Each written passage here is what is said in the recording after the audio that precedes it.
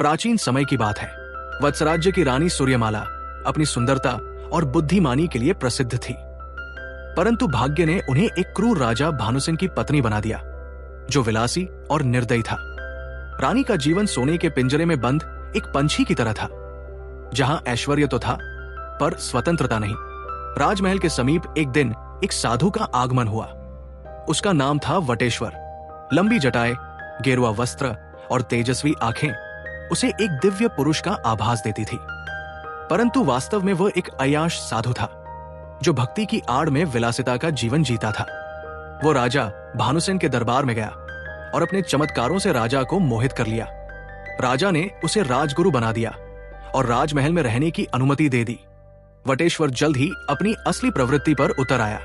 वो रानी सूर्यमाला की सुंदरता पर मोहित हो गया और किसी भी तरह उन्हें प्राप्त करना चाहता था। उसने राजा के मन में यह भ्रम डाल दिया कि रानी अशुभ है और राज्य के लिए संकट ला सकती है।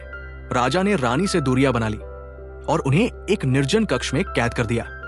रानी समझ गई कि यह सब वटेश्वर की साजिश है। उन्होंने एक दासी के माध्यम से यह संदेश भिजवाया कि वो साधु की भक्ति से प्रभावित होकर उससे ज्ञान प्राप्त करना चाहती है।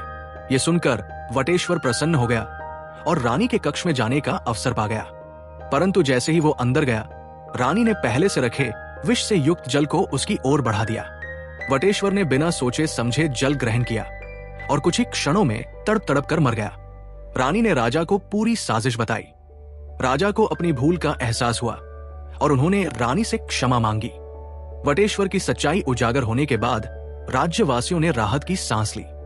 रानी सूर्यमाला की चतुराई और धैर्य ने यह साबित कर दिया कि अधर्म कितना भी शक्तिशाली क्यों न हो, अंततः सत्य और न्याय की ही विजय होती है।